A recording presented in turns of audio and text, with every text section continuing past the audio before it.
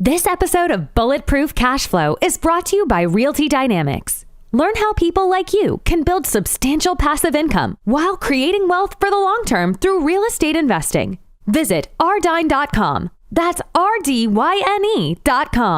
If I look at a city like Cleveland, if I look at a city like Tampa, every one of them has markets that cash flow, and there's areas that are actually that are appreciating in value and appreciating, maybe not to the extent of like the San Franciscos or the Phoenix of the world, but at the same time they're hot, and so we all know, you should know at least about that. You should be very, very knowledgeable about your particular area, and that's the differentiation between successful real estate investors and the ones that are not. Working because you want to, not because you have to, is financial freedom. And we want to help you create that. Welcome to the Bulletproof Cash Flow Show. We're going to teach you how to achieve lifetime financial freedom through real estate investment. Your host is a multifamily syndicator and property developer. He's done deals reaching into the hundreds of millions of dollars. You'll hear from experts in all aspects of real estate investment, finance, development, and management. Everything you need is right here. This is the Bulletproof Cash Flow Show. And this is your host, Augustino Pintus. Hey everyone, it's Augustino.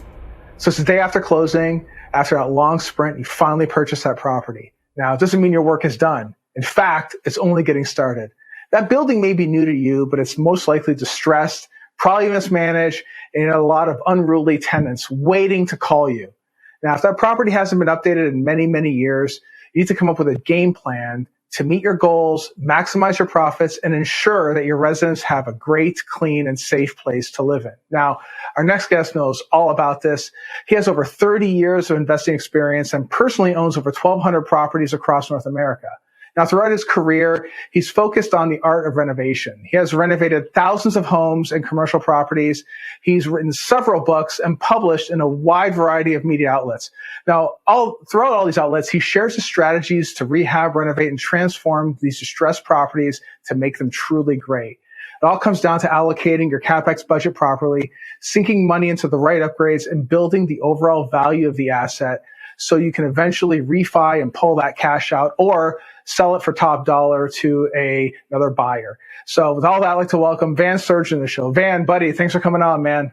I really do appreciate you having me on. I've been looking forward to have this exchange of pleasantries and information. So, I'm looking forward to it. Thank you. I think it's going to be great. It's going to be great. Now, guys, if I got Van has to say, you can reach him via his contact page at vansturgeon.com. We'll include a link in the description as well.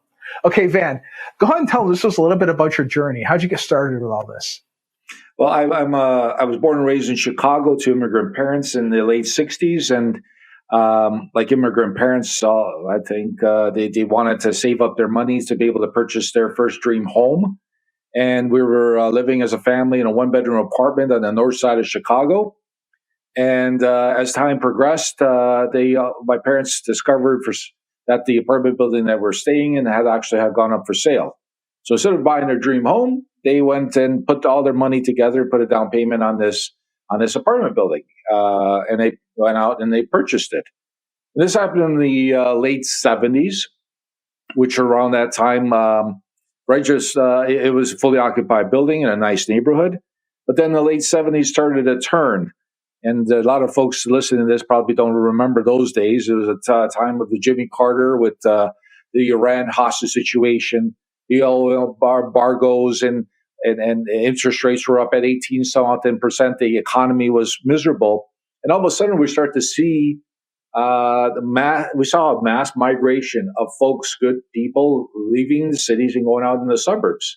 And this beautiful little apartment building that my parents had, all of a sudden started to go through 30, 40, 50% vacancy. And the neighborhood itself started to deteriorate badly. Prostitutes, drugs, stuff like that started coming in. And as a result, all of a sudden, you would find landlords who couldn't put up or couldn't hold on, all of a sudden were torching their buildings for insurance money. Got that bad to that point. And as I remember, even to this day, if you go to certain parts of Chicago, you'll see buildings on the side where the brick veneer is, you'll see kind of the remnants of those buildings that have been burnt out.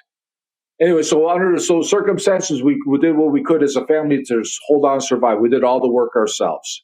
And we just were able to hold on to just the very tips of our fingers and be able to get through that difficult time. And then ultimately ended up being the best investment my parents had made. We got through that period. I went off to university, graduated. I had some aspirations of being an attorney.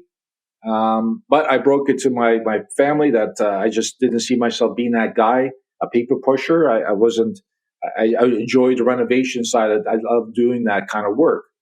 And then so I broke the bad news to them, and then I went off into Chicago there. I became a general contractor. And so I in the late 80s, started my business, knocking on doors, creating relationships. And I kept running into these real estate investors, these guys who were buying properties, flipping them, selling them, guys who would renovate them and then would hold on to them and create portfolios, rental portfolios. And that's when I started doing that myself. In 1991 was the first flip that I did. And I made somewhere around $25,000, $30,000 off that one flip for 5 months worth of work. And back then, $25,000, $30,000 in 1991 was pretty much like a salary what lawyers were making back then. And I was like, wow, this is pretty good stuff. I need to do more of that. And it's been a whirlwind. I've been very blessed and very thankful for the life that I have had. It's been a roller coaster. It's been a wonderful ride. I've been able to grow my general contracting business, which I still own. I got into property management as I started to scale, and I was able to develop a portfolio of properties of somewhere around 1,200 doors right now. They're in 4 markets, and those are the markets that I stick to and work on. And right now I had a health scare several years ago that I was a guy that was I am still an A+ personality. I was out there kicking ass and maybe I shouldn't have said that, kicking ass and taking names. And ultimately at the end of the day, I decided because of that scare, I decided, okay, maybe I need to change things around because, it put a lot of tremendous toll to my family and friends because I was a guy who would sleep at job sites. I was a guy that left the house at 5 o'clock in the morning, wouldn't come back until 8 o'clock at night. And that's when I started to invest myself in the day-to-day stuff. I've given it over to either employees or partners that I have in these businesses. And right now like I said, I just swoop in every once in a while, making sure everything is going in the right direction. And that's it. And really right now I find passion in speaking to people, in particular new real estate investors, also multifamily as well, about this whole, you mentioned right from the top, the value add renovation component that is so critical to us as real estate investors. It's one thing, which is incredibly important, to find a great deal, off market, preferably, of course. And you spend all this time, you make hundreds of phone calls, you're putting in hundreds of offers, and finally you're able to find that great deal. And oftentimes, 99% of the time, that great deal requires some type of a renovation and value add. And then ultimately, that's where people screw up. They screw up, and when they do start to do that, carry out that process, they end up failing, whether it's getting involved with the wrong contractor, or whether that is in not identifying properly the right ROI items to be able to raise value, and all of a sudden, and then time management and how you structure processes and systems you need to implement to be able to derive the desired outcome after that process, right? After a value add, after a renovation. And so I'm out there preaching the good word. It seems like nobody really wants to talk about it. It's all wonderful stuff about finding a deal and so fun and so great, no money down and all that kind of stuff is out there, but nobody really talks about how to successfully plan and manage a value add renovation project to get you to the point where you're not only getting something of quality, but also you're producing it on time and on budget. So that's my mantra. That's my shtick. That's what I'm out there preaching. And I've done a number of these podcasts, and I've had relationships with great folks like you, Agostino, and getting the good word out there because, again, there's a lot of misconception out there about what you need to do. And I've literally done thousands of these types of things, whether single family, multifamily. So there's a process to it, and there's things that you need to incorporate to make sure that you deliver on the these expectations on the ROI, the highest ROI items to be able to hit those targets that you established with the project. Hey, Agostino here, and I would love to connect directly with you. Text the word books to 844-428-1344 to receive weekly book recommendations from me. Yeah, I think where most people miss the mark, I mean, there's several things to unpack there. There's the asset itself. They're setting the realistic budget. What do you do in terms of the upgrades in what locations, kitchen, bath, whatever the case may be, to maximize that money? But how do you vet out the contractors? How do you set the pricing? Maybe you set the pricing up front and you put it out to bid and have the contractors compete for these things. There's various ways to handle it. But I think first things first, go all over to the beginning, right? There's a walking the asset for the first time to visualize what you want to do to the asset. And I think what many people get wrong is they either, in my opinion, they don't know what else is trading in the local market and the finishes that they have. That's one thing that often people fail. And the second thing is because they don't understand it, they're either over renovating, they're spending way too much money, or not enough money, right? They think they can get it done for super, super cheap. I know a guy who knows a guy, type scenario. Right. And when you get that cheap type of labor, or you believe is cheap type of labor, you get what you pay for. You get people that run out on you, especially these days where, we're here recording in May of 22. It's very tough to find anybody to actually, stick to their word. They're going to show up on time to do a job they promised to do, right? So I guess in that first part, how do you decide what you're going to do to the asset? Like, what does that look like when you first go look at a property? You don't even own it yet. How do you decide what you're even going to do in the first place? Well, both of us have a wealth of experience doing this. So when you walk on to the first time and you're doing your walkthrough and trying to determine what it is that you do with this asset, you already have something in place from previous experience to be able to use to be able to get to that point where you're starting to itemize things that you could do to this property. When you're dealing with whether single family or multifamily, that individual doesn't have that. So as a result, you need to rely on extensive market research. And one of the things when you get through that process of trying to figure out what you're looking to accomplish with that asset, again, the process is similar, whether it's single family or multifamily. You got to be able to know very well what the market's demanding, what the market wants, what is the market going to give you back if you do give them this. So there's an exchange in the marketplace all the time. If I give you a 1-bedroom, 1-bath with brand new kitchen, brand new bath, all that stuff, you should be able to know what the value is, what the rent should be in that market, specifically that submarket. Because we all know within every market there are submarkets, and it can get down to from one street to another street. And new investors that haven't been seasoned, they miss the mark on that, and they'll look at rentals that are 2 miles down. But hey, that's a totally different submarket. You can't use that as a comparison because your market might be higher and it could be lower. So you really need to know how to do market research and identify specifically within that submarket that you're acquiring this asset, what is it that I should be providing to it to be able to hit goals and projections. So if I see a property that's up for sale, wonderful. Before I even go there, I don't waste my time. I already done the back of the envelope calculation to figure out whether this is something that I should be interested in, because I'm a value, just like you, Agostino, we're looking at buying ugly ducklings and raising value so that we can maybe pull equity out and be able to give it back to our investors. And we're really good at it. And so that's the type of property we're looking at. We're not looking for Cadillacs. We're looking for Chevrolets, beat up Chevrolets that we can do something with. So we already have a game plan. We walk on the property, we're assessing it, we're determining what are the things that we can do, and ultimately compiling some type of list and the costs associated with that. And so as a new investor, whether it's, again, single family or multifamily, it's not easy to put all of those moving pieces together. But those are the processes you need to engage in to be able to get to that point.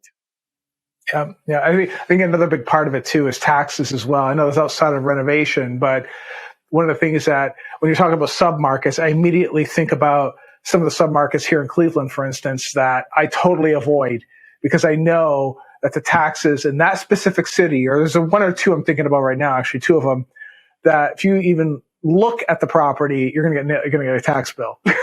So it comes down to knowing your submarket, what you said a second ago too. It's very, very important. That's a little side note when it comes to taxes, because that's one of those things that many people often overlook. That's oftentimes I see that with the folks underwrite deals. They don't realize that you're buying it from a owner who's owned the property for 20 some odd years, and the assessed value on that property might be $1 million. And now you're going to purchase it for $3 million. You're getting a great deal. Guess what? The tax assessor also knows you got it for $3 million. What's going to happen to your property taxes when some area, depending on the municipality, they can be assessed right, or the next year, could be in the next 3 years, whatever it is. But there is a day of reckoning, and that tax bill is going to come in the mail, and it's going to be a significant whopper. And if you haven't figured that out in terms of your calculations, you're in for a doozy. And again, it comes back to experience. It comes to knowledge. It's all that stuff that you need to incorporate when you're looking at stuff that people get around to it, but it takes time. It takes time. Yeah. And there's a strategy around all that stuff. That's not for this show. That's right. I mean, that's another show. That is right. That, absolutely right. That is a strategy to that as well. And I'm glad you mentioned that because, there's 1,000, hopefully I don't offend any cat lovers out there, but there's 1,000 ways to skin a cat. So there's that opportunity. Yes, there's ways to be able to play with that as well. But you can talk about that some other show. Yeah. So what sort of realistic goals do you set? Like, how do you craft a strategy that's sustainable, a sustainable renovation strategy? I guess, how do you do that? How do you put that together then when you go look at an asset? Well, we start off with, I'm going to assume that you've already acquired the asset. So you have the asset at hand and you establish a goal that's associated with that value add renovation. So typically for us multifamily investors, we're saying, okay, we acquired a property that's generating $700 in rent for a 1-bedroom, 1-bath. We want to raise it to $1,000. So in order to get that bump up in rent, we need to do some type of renovation value add on it, right? We got to do something.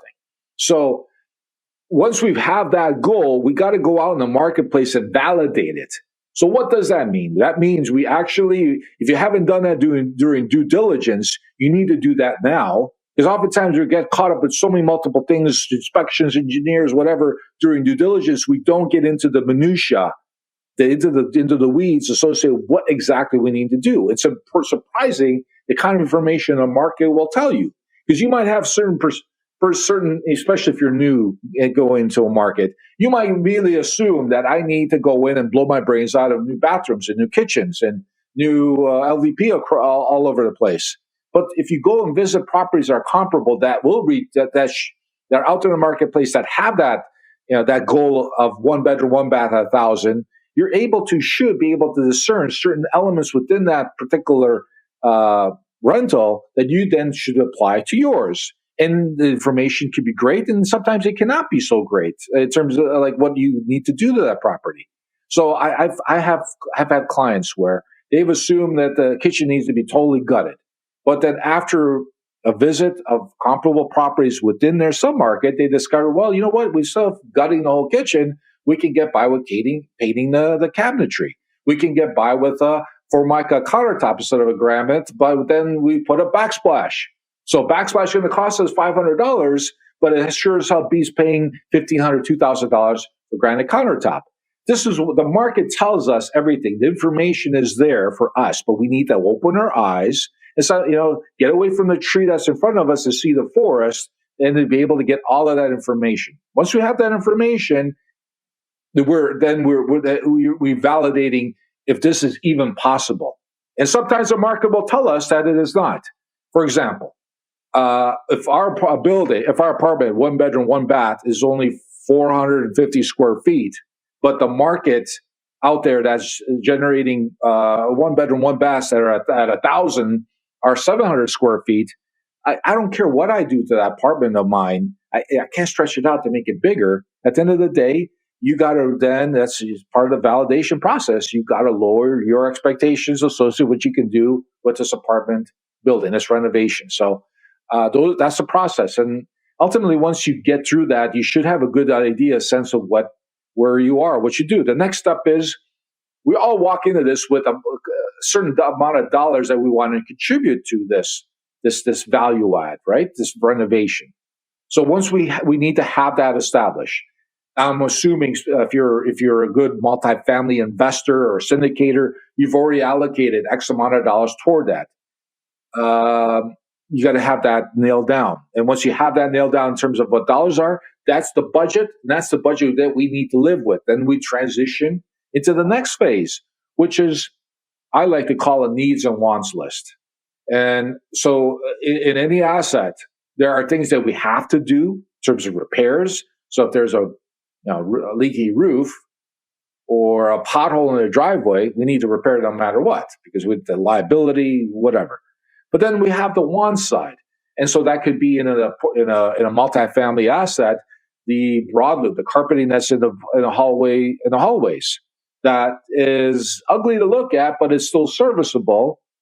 That's a want. That's the things that, based on our market research, based on what we see out there, these are the things that we want to do if the budget allows us. But if it doesn't allow us, we can't do it. We attack first the items that are on our need side, and on our want side, we address the ones that we have are able to, based on the amount of money that we have in our budget. And this is where a lot of folks on new multifamily investors or any new real estate investors fumbles the ball on, is identifying those items. There's so many folks who just rush into things, assuming we got to replace kitchens and bathrooms and stuff like that. And I found the items that deliver the highest ROI are stuff like landscaping, stuff like recoating the asphalt parking lot and restriping the parking spaces, with a nice bright white or yellow. Light fixtures, maybe doing some exterior work, something that brightens the area, because subconsciously and consciously, I've studied this. I've seen this with my portfolio. Just by doing the basics of that, just having flowers planted and shrubs and trees cleaned up and looking nice, that consciously, subconsciously, people who are applying to or interested in your rental unit, they're more inclined to give you a benefit of the doubt because of the outside. There's an old saying that a real estate agent told me: you can't sell the steak without the sizzle. You need to have that already in place so that when people come to your asset, it puts them in a positive frame of mind so that they can look beyond the fact that you don't have granite countertops or the bathrooms are a bit dated. But if you don't have the outside kind of stuff done,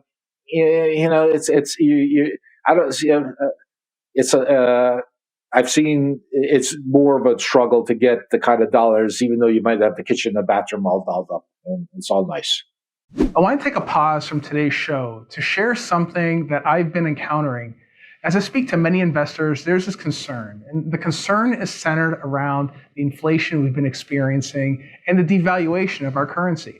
Now, we've seen some of the highest inflationary periods over the past 30 years. That's up over 8%.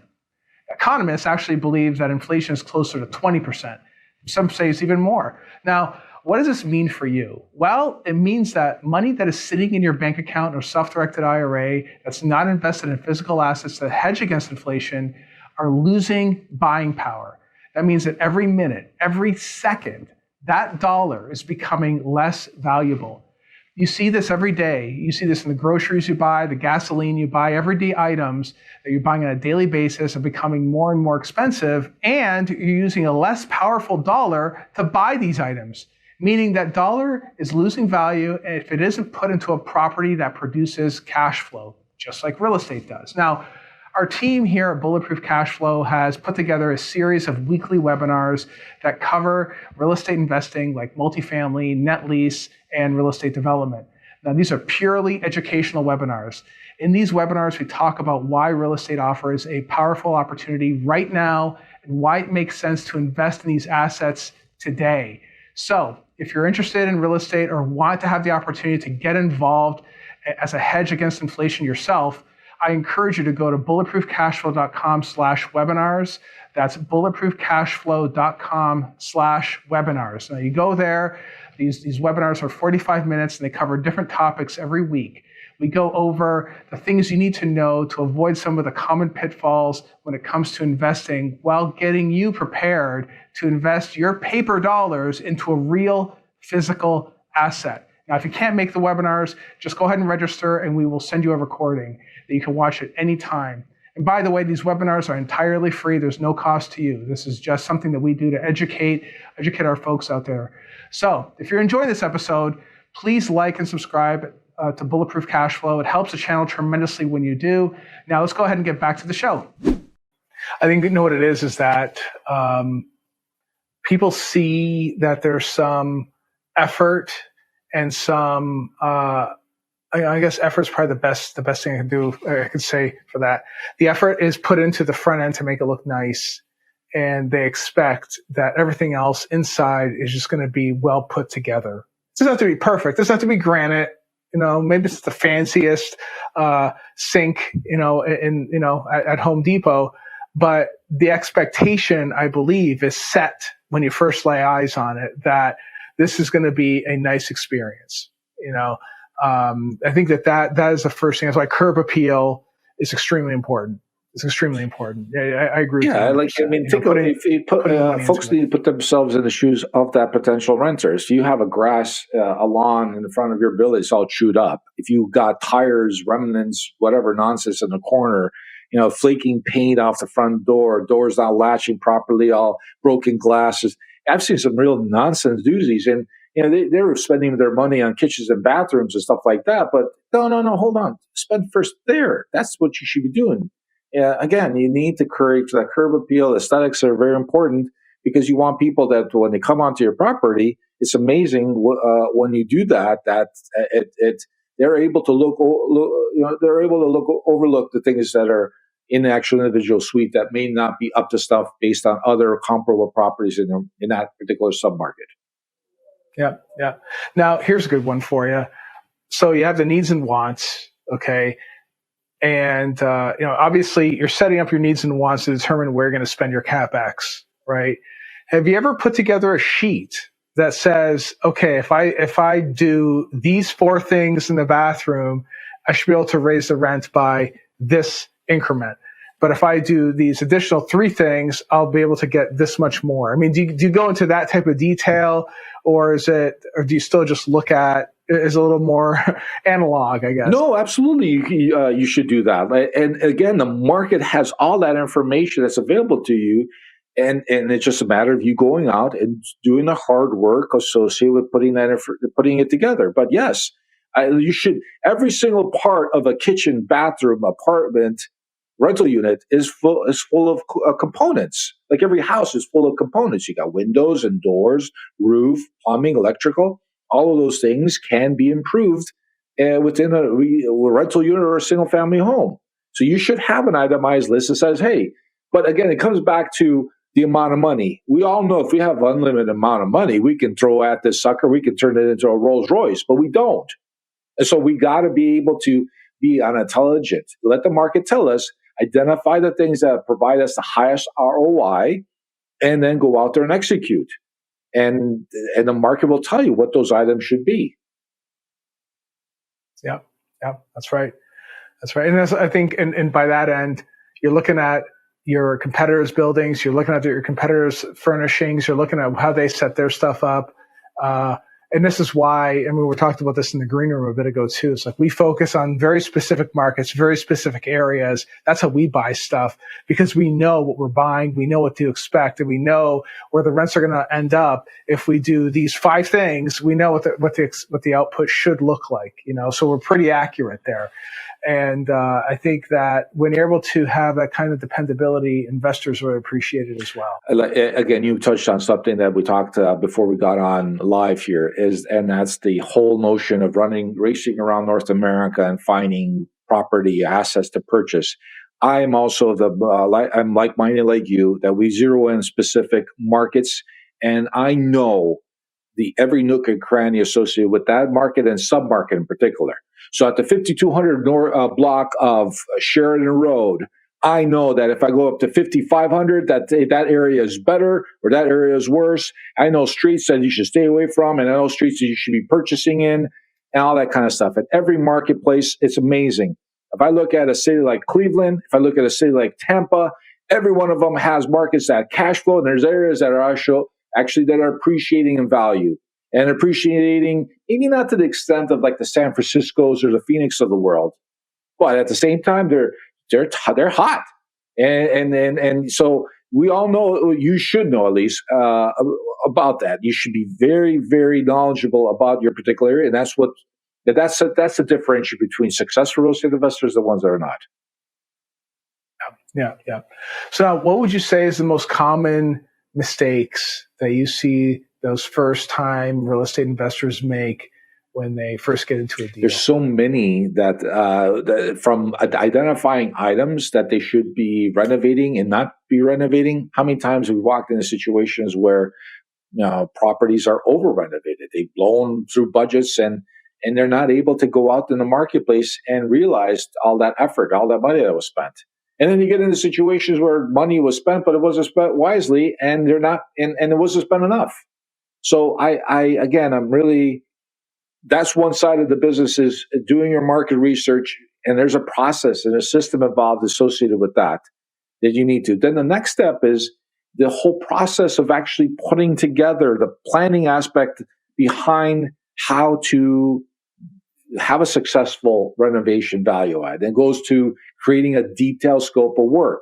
Now, I know you have one. It's probably a boilerplate that in every asset you acquire, you're going through the same type of value adds in terms of like the same countertops, the same color, light fixtures, toilets, stuff like that. You have something that is detailed and written, and you just take it out every time you acquire a property and you use that. Now, obviously, there's modifications. Every property, every asset's got different things you're going to do to it, but you have something standardized.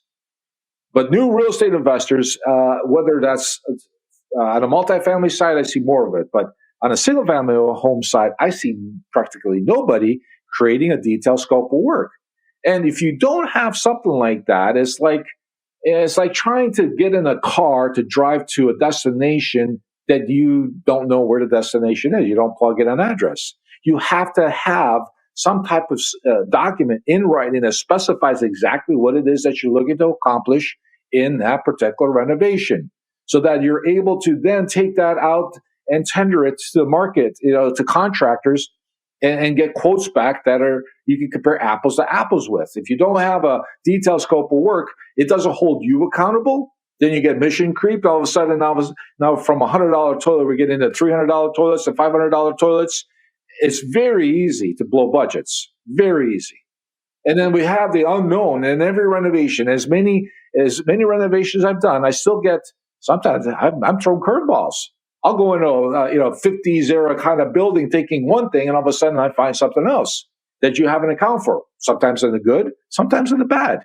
And so you have that also component that you got to deal with as well. The older the building, the more things that can happen. You don't know what's behind the walls of some of these buildings. The more and more we built, but buildings that are recently built are built much better than they were 50 years ago, 100 years ago. 100-year-old buildings look wonderful, beautiful to look at. You grab me a 1920s building, apartment building, like a walk-up, plaster lath walls and copper knob and tube wiring, and you got some cast iron stuff and galvanized piping and radiators. She's a dog record. And once you open up a wall, there's no insulation. Rarely there's insulation. You might find some newspapers thrown in the back of the wall. That kind of stuff. Now you're entering the unknown. And so the newer the building, the more you know what you've got. So again, detailed scopes of work to be able to get you to the point where you're able to nail down and keep KPIs and stuff like that. You need to be able to have that, so that when you're dealing with contractors, they're able to give you apples to apples comparisons on that. You can compare apples to apples quotes. If you don't, I don't know how you can do it. I don't know. There's not a lot of people talking about it. On the commercial side, when I'm quoting as a general contractor, There are scopes of work very detailed. Now, they could be created by the principal, could be created by an interior designer, a structural engineer, architect. But we as contractors are quoting specifically items. Whereas on the residential side, single family, it's just like Wild Wild West. They bring a contractor in and they point at things, and you put the detailed scope of work. You put a scope of work together. It's like allowing the wolves into the hen house. No, you got to do it on your own. Don't be lazy. You got to do it on your own. Put it together, and then once you have that, you tender it out of the market, and then you compare quotes. Make sense? Yeah. So, no, it does. And so now, how do you find those GCs and those general contractors? We should probably cover that, because that's very, very important, especially in these days. Let alone we can get into some of the other stuff you mentioned, just to do a little dive on some of these other items in terms of like you as the owner taking responsibility for what needs to get fixed, and then setting the numbers and then putting it out to bid. That's a whole other discussion, right? But how do you find these guys? Like, how do you locate these people? Because it's very hard to find these days. They're hard to find because good quality contractors like myself are busy. We're busy, Now, right now we're in a real estate market that's overheated. Everybody's busy. But if I'm talking about a normalized situation, good guys are always busy. And so how do you find them? Well, you find them through references. You find them. I'm hoping that if you concentrate on a particular area, like you are Cleveland, I'm in Cleveland. I have a power team that I've created of individuals, whether it's real estate agents, brokers, mortgage brokers, property managers. I'm involved in local REIA, places like that, where I have references that I can pull from those individuals. That's where I start. That's level one. And level two would be getting into the, like I mentioned, like Real Estate Investment Association, Facebook. But you should be able to get enough references from people that you have an ongoing relationship with that benefits from you being successful. There should be enough individuals that are going to be provided to. Property managers are a good source. Real estate agents are a good source. Architects, structural engineers are a good source. If you're in a multifamily space, all of them will give you references to good quality contractors. But you need to have your stuff in order. Once you have that reference, it's wonderful. Okay, so I got Joe Blow's name. But I've got to have my stuff put together, meaning I have to have a detailed scope of work in place. I need to know exactly what I want, because this guy, if he's good, he doesn't want to waste time holding your hand, waiting for you to make decisions and trying to figure things out.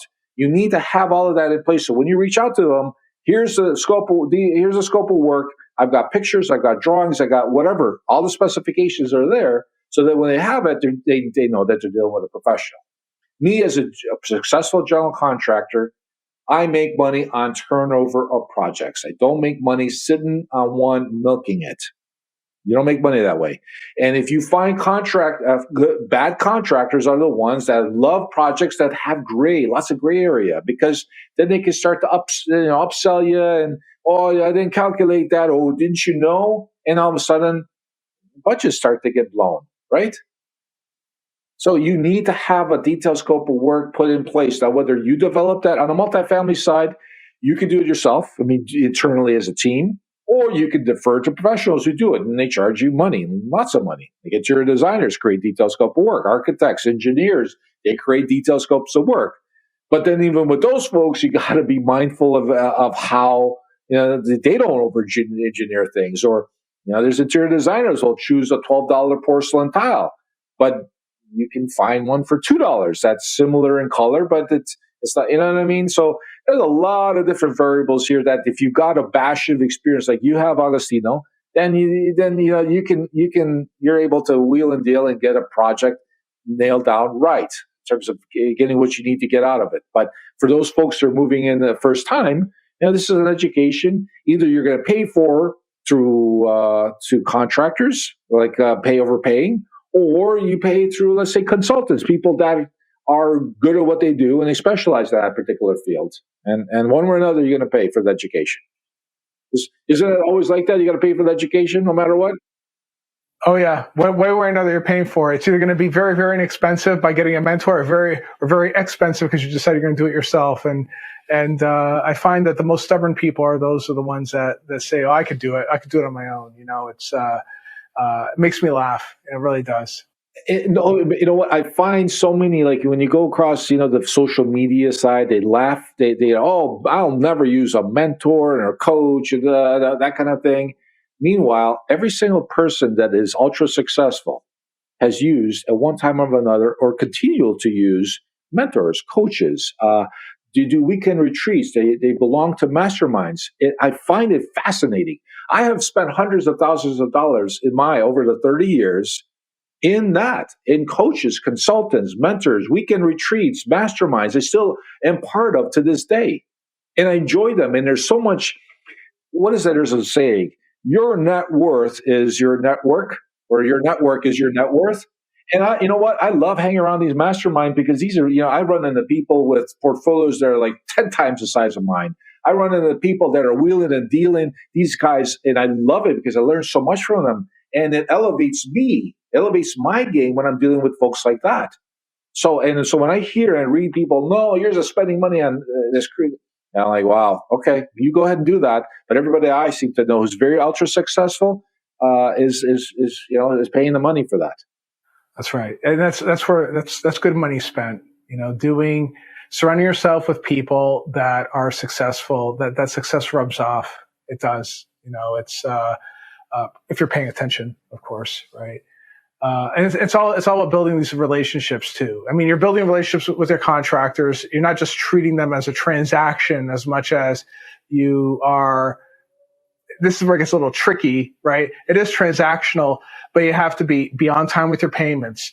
Be fair with them. Don't screw them around. Don't play hide the ball. Don't do the whole scope creep and participate in that. It's like if you're a person of your word, the contracts will appreciate it. Your mentors will appreciate it, and that's the type of reputation that you want to build as you're scaling up your portfolio. It's extremely important, and people seem.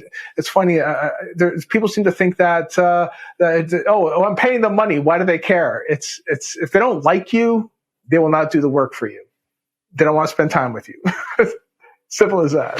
The next step in this whole thing is, when you've identified a contractor that you want to do business with, and you're happy with them, all that stuff. You just have to have a clear dialogue with them, and establishing a payment schedule and a progress schedule associated with that. And so we don't get into situations, especially in the single family home side, I find so many folks rushing in, giving 30, 40, 60% deposits before any work is done. Not so much on the multifamily side, but you can't do that. You need to have some type of, perhaps maybe you give some initial deposit down for mobilization, for things that need to be ordered. But at the end of the day, contractors have to produce work, and then you pay them. It's not the other way around. And oftentimes, a lot of folks get stuck in those situations where they're hoping that a contractor will show up and do some work, and they can't tell them to get lost because they're already in the hole with X amount of dollars overpaid. So you need to have a payments schedule and a progress schedule tied in with milestones. You generate this in terms of service, and I pay you. And then we keep going on to the end. That's how the relationship should be structured. You go try to do that if you've got a W-2 job, go up to your employer and say, I want to get paid a month ahead of time. What's your employer going to tell you? They're going to tell you to take a hike. No, it doesn't work like that on the contractor side as well, especially on the single family home side. You have to establish relationships, and that's how creating detailed scopes of work, payment schedules, progress schedules. There is one takeaway from this podcast for those folks out there who want to get into doing this. That's something that you should remember. Hopefully, you've incorporated in the processes that you're be able to get you to the point where you're successful. Yeah. So at a very high level, then let's go through a scenario very quick. You're gonna you got to renovate this kitchen. Okay, kitchen needs entire renovation. Cabinets, it needs the flooring, needs backsplash, some paint, all that fun stuff, right?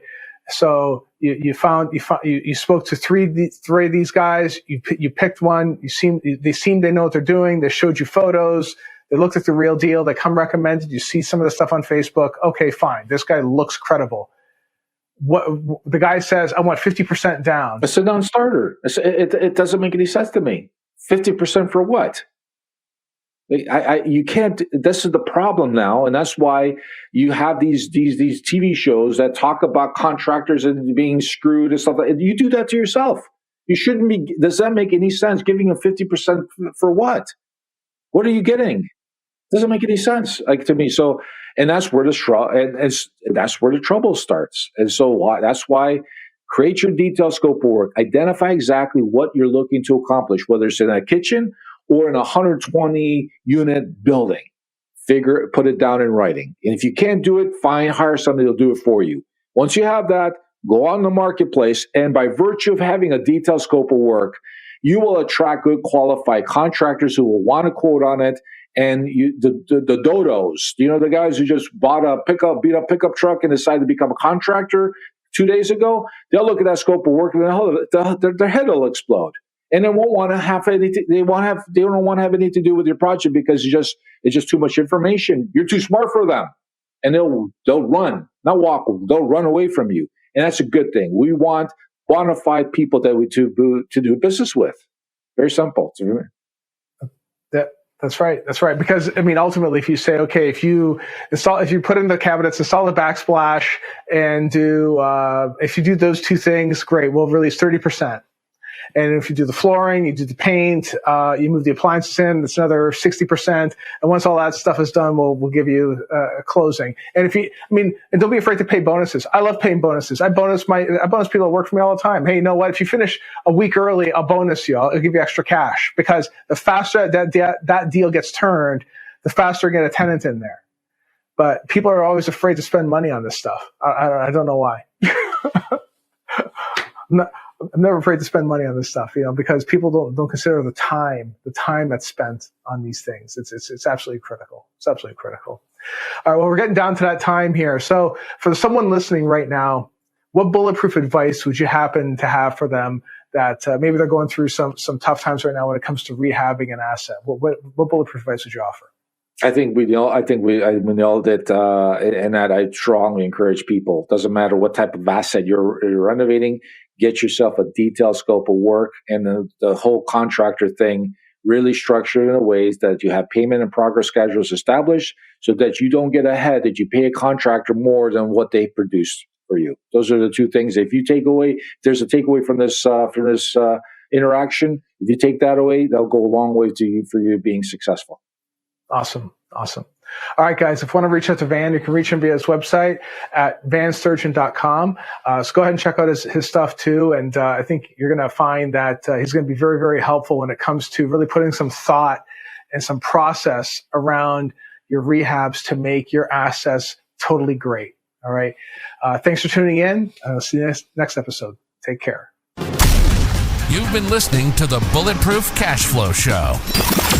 We hope you've enjoyed the show. We know we had fun. Make sure to visit our Apple Podcast page and leave us a 5-star review. We hope you've gotten some useful and practical information from the show. For real estate coaching, events, and resources, hit up bulletproofcashflow.com. Till next time.